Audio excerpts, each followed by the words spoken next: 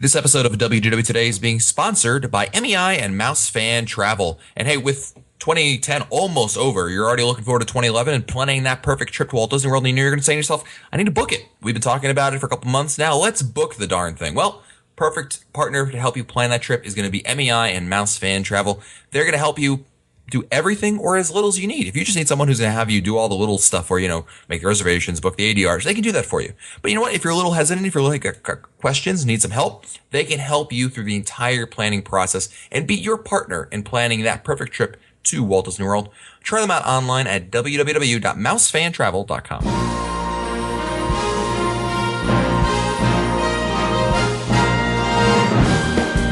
Bringing the world to your world, this is Walt Disney World Today. Here are Mike Scopa, Len Testa, Mike Newell, and your host, Matt Hochberg. It's Wednesday, December 15th, 2010, and this is episode 812 of WDW Today. I'm Matt Hochberg of StudiosCentral.com. Joining me on today's show is Mike Newell of Mouse World Radio. Welcome to the show, Mike. Hi, Matt. Is it time for a reunion 2011 yet? I wish. I'm having real withdrawals this year. Yeah, it's rough. So, I mean, I guess it's a testament to how much a good time we had. So, yay, good planning. I think it was the best one yet. Yeah, absolutely. Also joining us on today's show is Len Testa, co-author of The Unofficial Guide to Walt Disney World, which is at touringplans.com. Welcome to the show, Len. Thanks, Matt. Matt, I am asking all of our listeners to pray for me tonight as I take three young girls to the Justin Bieber concert here in Greensboro. No! I will pray for your soul. I know. No. I've got industrial earplugs from Home Depot. I've got some tranquilizers. I think I'll be ready to go. Man, I don't even know where to start with that. I'm hoping that there's no opening band, that he just comes out and that's it. What kind of crime did you commit? It's my turn.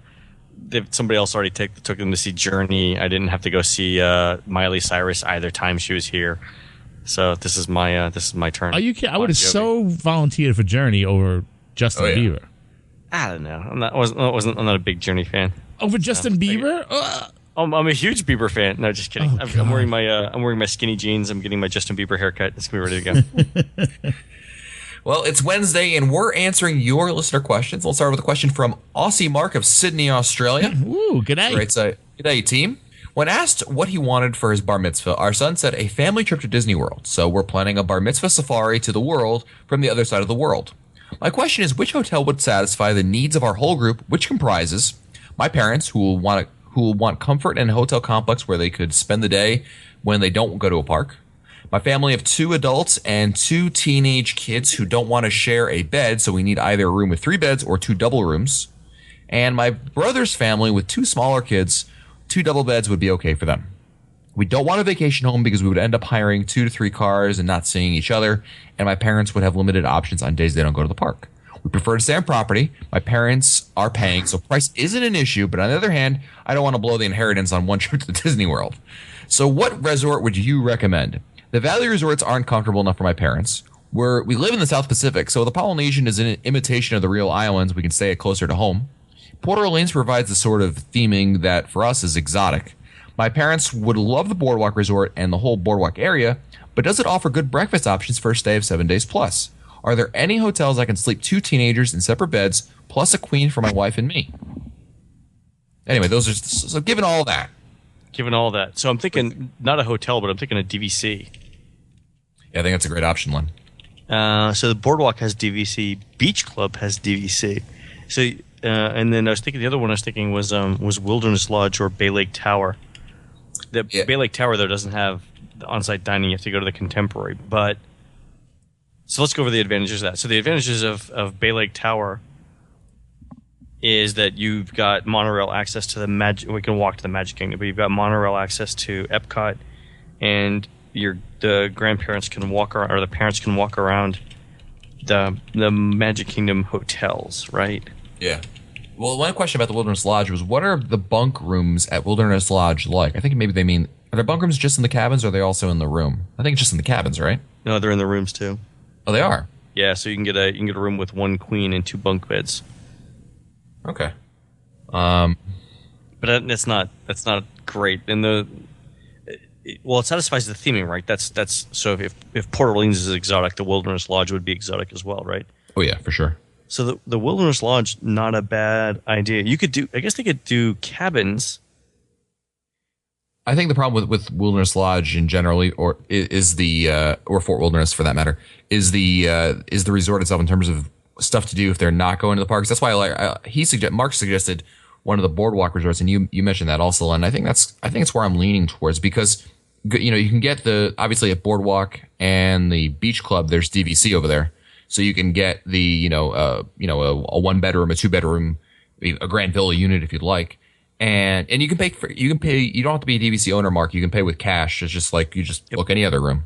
We can rent points or pay for cash. So I would look at both options, because sometimes renting points is less expensive. Right, and the reason why, again, it's just the amount of stuff that you can do out there. One question you did have was about breakfast, and Len, you're all about breakfast. So what are your thoughts on breakfast in the Boardwalk area? It is the most important meal of the day. So I think there's stuff to pick up.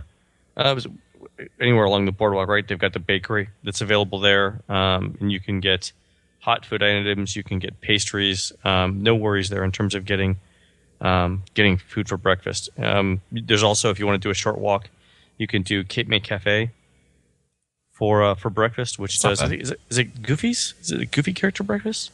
It's Goofy and a midriff, and I believe Chip and Dale are there, if I'm not mistaken. There you go. A Minnie there, I think, also. Yeah, so you've got character meal options as well for breakfast, but there's enough stuff within short walking distance there that you won't have any trouble whatsoever. Okay. Let's go to our next email, which is from Michael Berglund, Atomic Mickey on the boards, and he's a longtime listener of ours. Hoo-ah! And Michael writes, after listening to the last Listener Question podcast, episode 803, I was inspired to create this first in a line of unofficial products. Let's get production going on this right away, and I'm sending you guys a picture of what he sent me, and I'll post this on the show notes. Actually, Philip will. No. On www.com. So what do you guys, Newell, why don't you explain what it is to the listeners? Nice. I know exactly what it is. Actually, Len, since it's your product, you may as well mention it. It's my product. So it's it's a prosthetic hand. It's a rubber hand, right? It's funny because I'm actually holding the green piece of paper where I wrote down from that show, fake prosthetic finger for biometrics. So for our new listeners, a couple episodes ago, I had this idea where you I think what we wanted to do was get as many fast passes as possible, right? That was the thing. Yeah, exactly. So what we decided to do was, how you can't, how there's a rule for fast pass that says that in order to use a ticket to get fast passes, you have to also use that ticket to get into the park that day. And the problem with that is that each ticket is tied to your biometric biometric measurements on your finger, right? Right. So we had this idea of everybody making their own prosthetic finger, right? So I would make my own little rubber finger that looks like my finger, and you could give that out to people to use to get into the park. Yeah, and the thing is, it's a prosthetic hand. Here it says Fast Pass Biometric Tomfoolery Kit. Members of your party want to sleep in? No problem. This kit has all you need to get through the turnstiles with their park card and get those all-important Fast Passes. It includes enough fingers for 4 Fast Passes. I'm going to do this. And it's just a process. You can see if you go to www.com. There's a link in today's show notes for the photo. This is a great job, Michael. So thank you very much. We're so going to do this. I think this is the best way to go. Next email is from Mike from Voorhees, New Jersey. Hey, Mike. Says, just call me Fanboy Mike. Does he get a hoorah? Episode 802 request. Can someone get the track listing John Phelan discussed at the end of the episode? Then make a playlist in iTunes, then publish it. That way we could all purchase it. This was the episode where we were talking to John Phelan, who's the show director for the Osborne Lights.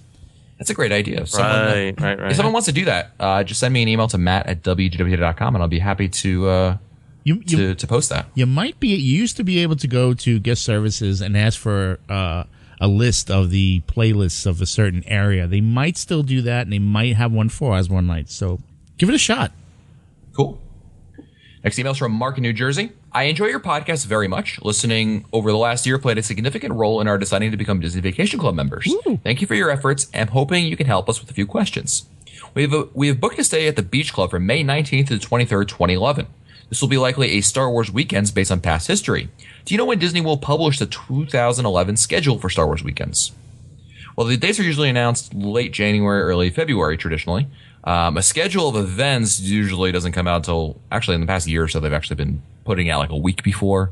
But assume no schedule will come out, Mark. And you actually just go to, if you go to studiocentral.com, We have a whole Star Wars weekend section. You can actually see the schedules of events from the past 6 or 7 years, so you can pretty much get an idea what to expect. Mark writes, also, what's the best transportation option for taking a family with 3 children from the beach club to the studios? I understand it's walkable, but a fairly lengthy trek? How about boat, bus, or taxi? And would time of day influence your answer? Appreciate your thoughts. Well, you can walk. It is a lengthy walk. I would say, I mean, if you're walking at a decent pace, it's going to be at least for half an hour, to be honest. Yeah. And you just don't. The reason why I'm not a huge fan of it is because you're going to do the walk, and then you're already kind of like, you're spent. You've spent a lot of energy doing that, and then you still got to tour the park. So I wouldn't really necessarily go for that option. I would prefer the water taxi is good. It just takes a long time also, but at least you're sitting down for most of it. The best option is going to be, the fastest option is going to be a taxi or your own car if you happen to rent a car. Otherwise, you're going to be stuck with the boat. I think we all drive all the time when we're there, right? We all take our own cars. Yeah, and this is a classic example why renting a car is so important. Even though you have that availability there to walk or take the boat, Mark, it's all about time, because you can take the boat, but it might take you close to 45 minutes or so. Take the car, you'll be there in 10 minutes. It's at least 20 minutes a day each way, right? So 40 minutes, plus if you want to go off-site, I mean, at least once per trip, right? One of us needs to go off-site for something. Whether it's I just need to get out of the parks for dinner, or I don't feel like spending $500 to feed 5 people or something like that. It's or you need to go to Eckerd's, or you need to go to CVS, or you need to go to Walgreens or something. Yeah. That's why having a car is good. Plus, it's a car's freedom. Yep. Mark adds, we're planning a stay at Bay Lake Tower in October 2011. Ooh. If on a given night we're heading from Bay Lake Tower to Epcot World Showcase for dinner, is there a case that it might be quicker to take a bus from the Magic Kingdom to the Beach Club and enter via the International Gateway instead of taking the monorail and then having to walk from the front entrance? It's going to come down to the timing on the bus, right? Yeah, you got like you got like a 10-minute walk to the Magic Kingdom, and then you got to hope that the bus is there. If you're worried about time, take the cab to the Beach Club from Bay Lake Tower, right? Yeah. Yeah, absolutely. I think the bus will probably still be faster, but yeah, I mean, you theoretically, the worst case scenario is you're going to show up there, you're just going to miss the bus, and then you're going to sit there for 30 minutes waiting for the bus. Yeah, 20, but it'll be 30 minutes then, because it's a 10-minute walk, 20 minutes for the bus, and then 15 minutes to get over there? Right. Yeah, you're looking at 45 minutes there, dude. I mean, the only the advantage there is this one transportation. Once you get on that bus, you're good. As opposed to you got to take the monorail, and then you got to take another monorail. And the thing with the monorail, two. So it's 2 monorails, but then once you get to the monorail, you got to do bag check. Yeah. Right. Which at the front of the park is it's just kind of tedious. Next email is from Robin, who writes, I'm a new listener, but I'm really enjoying your podcast already. I've been a huge fan of all things Disney for as long as I can remember, and recently decided to learn more about Walt himself. A great biography that I'm reading right now is Walt Disney, an American Original by Bob Thomas. He also wrote another book based on Disney called Art of Animation. I haven't read this one yet, but I've heard it's supposed to be very good as well. Both of these recommendations are coming from someone who's not a big reader, so if I can make it through it, anybody should be able to. Oh, very good. Yeah, I've got some of the Art of Animation books for Disney. They're all quite good. I mean, they talk about mostly the shorts and the films and stuff, but the later chapters typically deal with the art found in and around the theme parks as well. And that part is really illustrative to see how Disney's just completely advanced that particular phase of the amusement park industry. Oh yeah, absolutely. It's the one thing you notice when you go to any other theme park. You go to your Six Flags, oh man, it's like night and day. Oh yeah, I mean, there's really nothing there. I mean, it's really rudimentary theming. Whereas, Disney's really brought that particular aspect of it, the set decoration, right? Sort of the film aesthetic. Yeah. The film set aesthetic to theme parks. Oh, absolutely. Next email is from Jeff in Connecticut. I'm a longtime listener and enjoy the podcast very much. However, I don't recall ever having heard this question addressed. My family has been to Walt Disney World several times, and we've always stayed in a Disney resort, usually the Animal Kingdom Lodge or Caribbean Beach. Mm-hmm. However, this time we need to find a place to stay that will allow us to have pets in the room due to medical needs of the pets. Disney doesn't allow this, and neither do the All-Star Vacation Homes. Can any of you recommend a reasonably priced place that is close as possible to the world that will allow us to have a pet in the room? We'll be driving down from Connecticut, and we'll have our own car, so transportation is not an issue. Just edit. Let it edit for a second here. Let me look it up on TripAdvisor. Okay. What day of travel?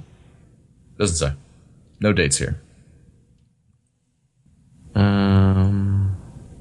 There is a place at 192 I know that allows small pets, but it's like I've never stayed there. There's a list of there's a website called dogfriendly.com that lists all the hotels in the area that are pet friendly anyway.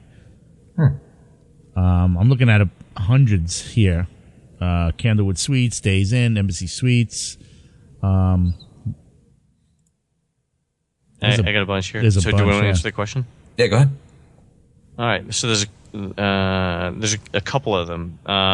If you look on TripAdvisor, actually, TripAdvisor and Expedia has it too. A Pets Allowed filter. So there's a couple of them that are in Orlando. The DoubleTree Resort on International Drive, which is a 3.5-star place that allows pets. It's around $130 a night for a room. The Villas of Grand Cypress, a little bit more pricey, around $200 a night. The Hard Rock actually has. Wow. Yeah. You're gonna want to also when they say pet friendly, make sure you give them a call because some places do have they have to be small pets. You know, so if you're bringing your Great Dane in, they may have a problem with it. So you want to call ahead with that. Just to make sure. The Sheraton Safari also has some availability too. Okay, so there's some good options right there. You should be able to find something. And of course, again, those were all off TripAdvisor.com, which has the options over there, so you can filter and find maybe some ones that work for you and whatever your requirements are. Otherwise, yeah, but that's also what you definitely need to call ahead just to make sure. Cool. Next email is from Amanda, who writes, every time I have ridden Spaceship Earth since I was a kid, I always remembered the loud audio of the little newspaper boy shouting, extra, extra, which you could hear before actually entering the scene. Then you would see the little boy holding the papers and shouting in the direction of the ride vehicles. Last time I was in Spaceship Earth, which was in 2008, the audio was turned off and the little boy was in the corner facing backwards. Yeah. Have you noticed that? Why is the kid? Well, he's looking towards the street now. Right. Yeah, there's the street. The wall behind it is pointed as a street, so he's supposed to be. Yeah. Right. So he's looking down the street. Amanda writes, it reminded me of the last scene of the Blair Witch Project, which scared the poo out of me. Why did they do that? Do you think they were thinking that the film, when they stuck him in there, he really looks out of place in the story, facing backwards in the corner? Yeah, that's Amanda from Barcelona, Spain. Oh, I know Amanda. Yeah, I know Amanda too. I don't know. I noticed him standing backwards. I didn't know that he was in the scene, like where the street thing was, because the street scene is kind of dark. Yeah, I mean, picture remember Wile E. Coyote used to paint stuff on a wall, and it would be it was supposed to be three-dimensional. Yeah, it's a two-dimensional thing, right? Yeah, but the problem, and that's what basically they've done. They have a wall that's painted, but the problem is that the effect isn't very well done because it looks like he's the little boy is just standing in the corner, facing the corner. Well, that's exactly what it looks like. He's turned around, like don't look at me. In fairness to Amanda, when they first did the refurb, that wall wasn't painted like a street. It was just a plain wall. Then that was 2 years ago. That was in 2008 when they first. Remember when they opened it up during it was Mouse Fest and we went during the preview? I don't remember that, but that's interesting. Yeah. Then they painted the wall and now he's facing like he's looking down the street.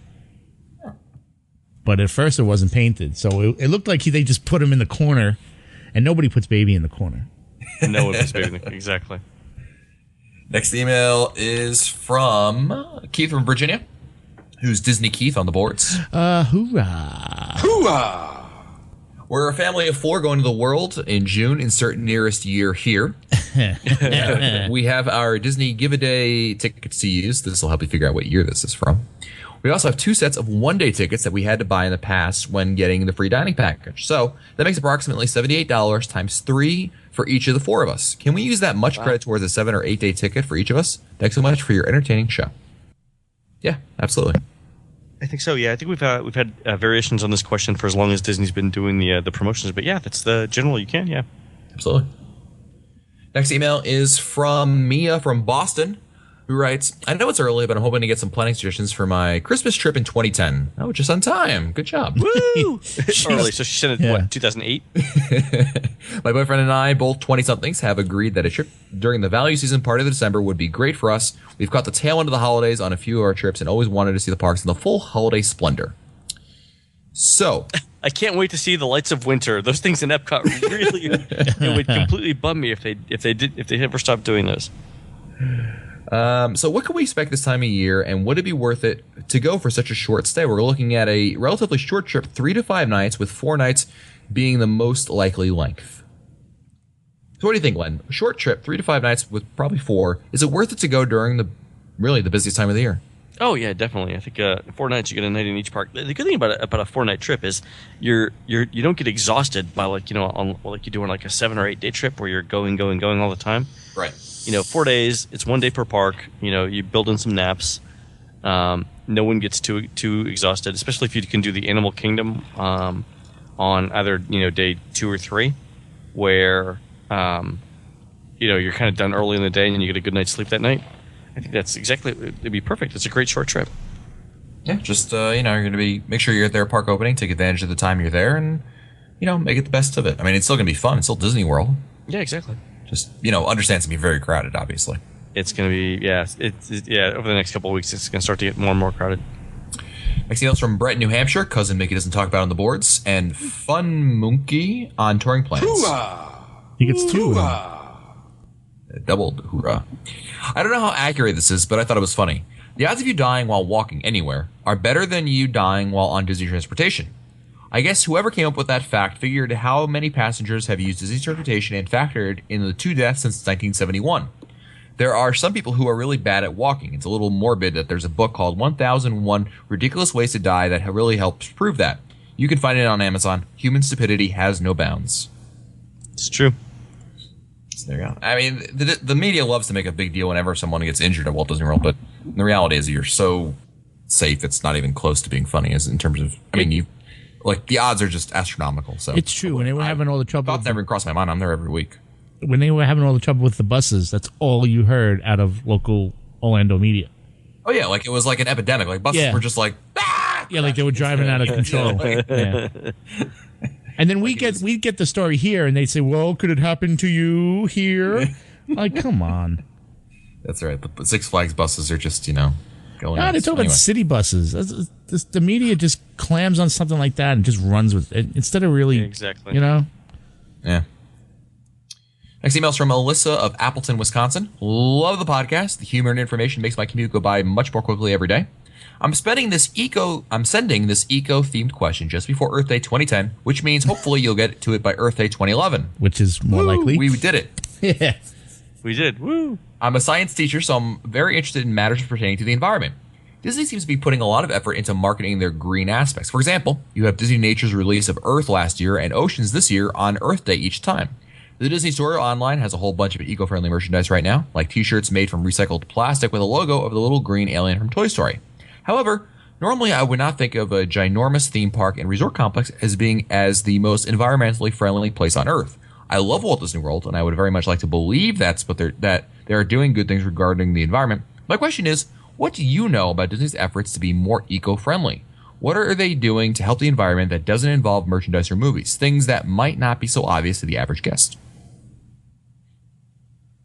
I know one thing they do. It actually was an interesting story I was told one time. Good. I was going to say the trash cans there. They have the regular trash can and they have the recycled trash can. Let me tell you, I can tell you for a fact, it doesn't matter what you throw into either trash can. The garbage is sorted by a third party when it comes out of there. So, and the reason why they do this is because originally it used to be they just had trash cans, and then they were like, okay, well the whole recycling thing came as everyone remembers, and Disney put in separate trash cans. But the problem is that they had to pay someone to sort through the trash can because inevitably somebody throws the wrong thing in the wrong, in the recyclable plastic. Someone throws their lunch in there, and you have to sort through it. Otherwise, the whole lot is ruined. I remember as a kid, actually, you couldn't throw construction paper in with the white paper because that would script everything. I don't know. Anyway, so Disney actually got rid of the recycling bins because it didn't really matter because they're going to pay a company to do it. And people, like Alyssa here, were upset. They said, well, why aren't you guys recycling such a big place? So they brought back the recycling bins, even though it doesn't really matter. It's kind of interesting. I always thought that was interesting that they have them there. They're for show because it doesn't matter. All the trash goes through a sorter in the end.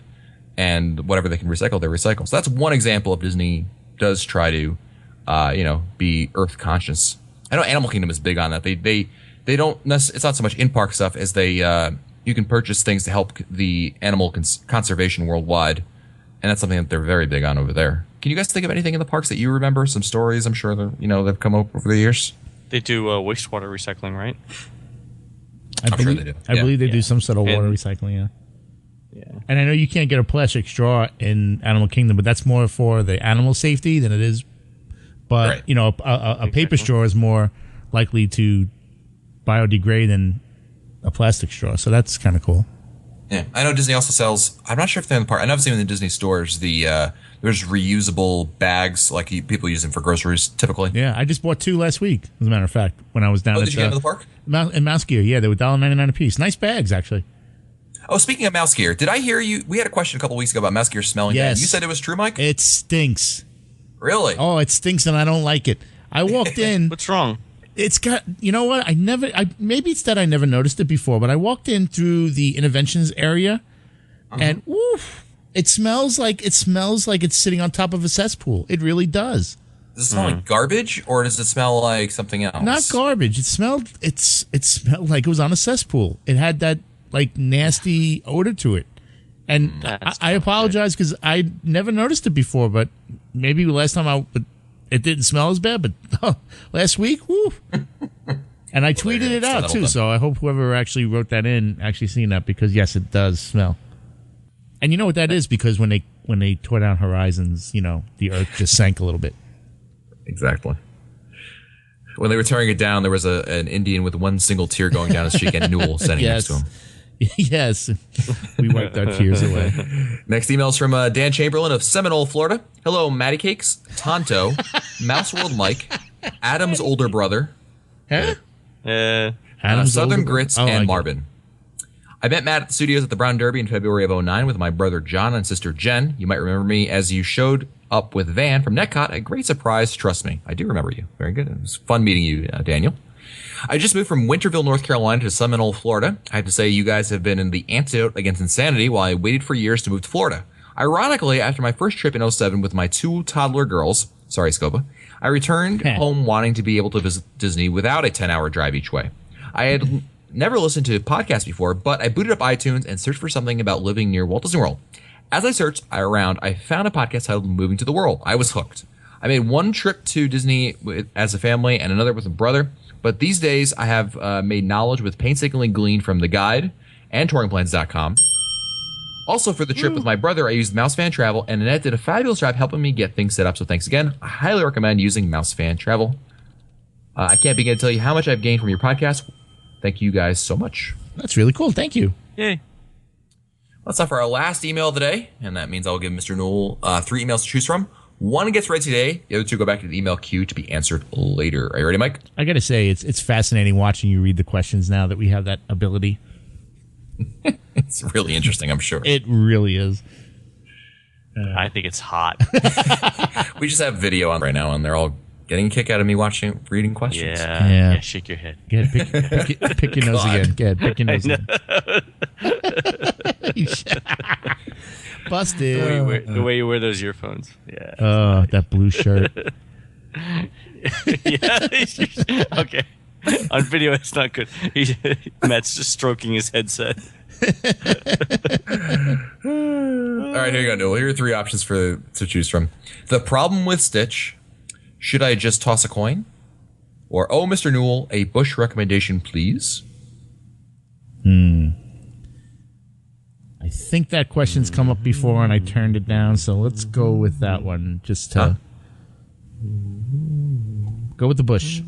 Bush, all right. Last email today is from Bob Lee from the middle of Kansas, a.k.a. Band Bob on WDW Today. Oh, he gets one of these.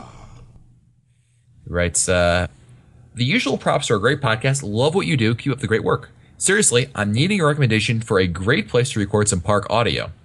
I'm a high school band director, and in March of 2011, my band will be participating in the Magic Music Days program with a marching band performance in the Magic Kingdom.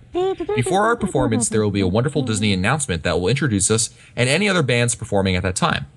During our past Magic Music Days performances, I've tried to have my sponsors make sure they have a camcorder running to capture the announcement, but the quality, as you know, is absolutely horrible.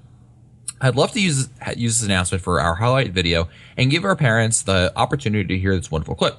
So this year, I have a great handheld digital audio recorder that I plan to take with us to the world, and I want to capture the announcement with my digital recorder. So, where along the parade route would be a great place to find a speaker to be close enough to find a great digital recording of this announcement? Thanks in advance for your help and the usual props. Take care. Magic Kingdom? Magic Kingdom. Those are tough because on Main Street, most of those speakers are high. They're elevated. Uh-huh. So it's very difficult to capture anything from street level. There might be something around the hub area. Yeah, I was thinking the train station. Yeah, but you run Maybe the risk on the elevated platform, the speakers might be lower. You run the risk of train noise if the train happens to be there. Not sure. I'm thinking more of the hub as a better opportunity. What you could do is get yourself if you have a digital recorder, it should have an audio input, like a microphone input. Get yourself a shotgun mic, and then you should be able to aim the mic towards the source and get a better sound than you would. Because most of that stuff's elevated. I don't know if you're going to get anything really good. And even if you do, even if there is speakers ground level, you got to climb into the bush. And they're not so kind to that lately. So you might. The other thing I would recommend is maybe if you can, get there, come there before the day of your thing and kind of scout it out maybe. Kind of walk around and try to see if there is one that's going to work for you. And also make sure the audio will be coming out of that speaker.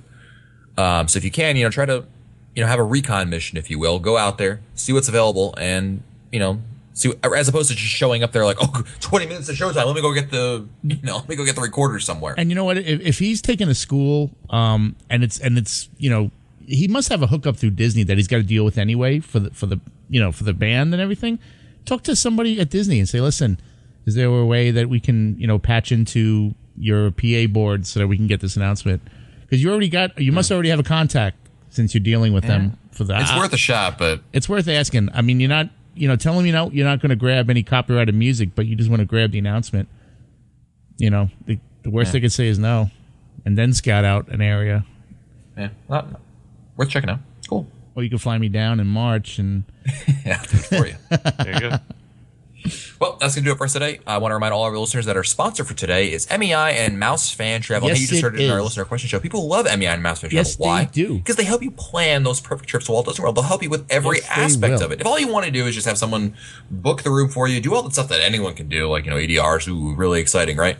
Let someone else do that for you. They can do that for you. But if you need help, you want to go really into it, maybe you're interested in one of the tours, maybe you're interested in, checking out some different activities and things that are all around Walt Disney World property, they're the perfect partners for you to try out. I love using MEI and Mouse Fan Travel. Their agents are great.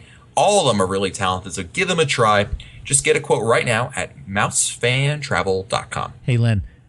Yep. Did you ever figure Matt was a hand person when he's talking? Like when he's doing the ad read, he's waving his hands all over the place. No, I didn't know that, but it's interesting. Attractive. With his blue Studio Central shirt. If you only knew what he just did on the screen. Well, that's it for us today. For fun roller episodes, read our show notes, or send us your comments. You can visit the WDW Today website at WDWtoday.com. For Len Testa, Mike Scopa, and Mike Newell, I'm Matt Hochberg. We'll see you on the next show. Stupid Judy, stupid energy. This has been a production of Mouse World Radio.